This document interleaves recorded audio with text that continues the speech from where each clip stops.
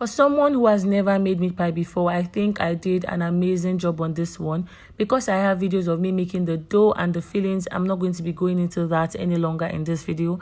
However, I intend to share one major lesson I learned from this first experience of mine. So when I decided to make meat pie, I came across a lot of recipes online and everyone was consistent with the ingredients, the flour, the baking powder.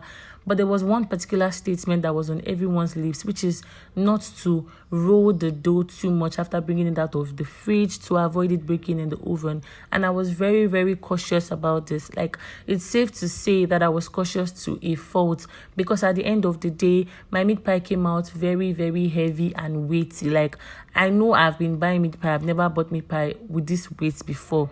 Now, don't get it twisted. It was done. It was sweet. It was flaky. From my first clip, you would have seen that it was nice. However, let's flip the coin and look at it from the business point of view.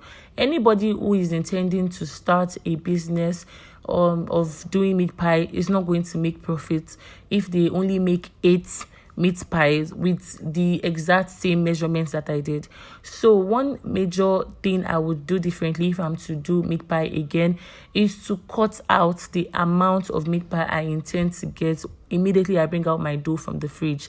If I intend to get 16 meat pie, let me bust your head. You can get 16 meat pie from this exact same recipe that I did. Yes, because this was very heavy. Imagine if it was smaller, like if the dough was smaller than this, it will get rolled and it will come out nice as well.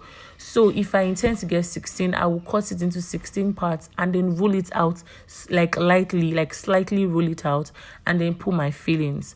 So it was not bad. I enjoyed it. Everyone enjoyed it. But from the business point of view, it's not beneficial. I'll see you all in my next video. Thank you so much for watching till the end. Bye for now, loves.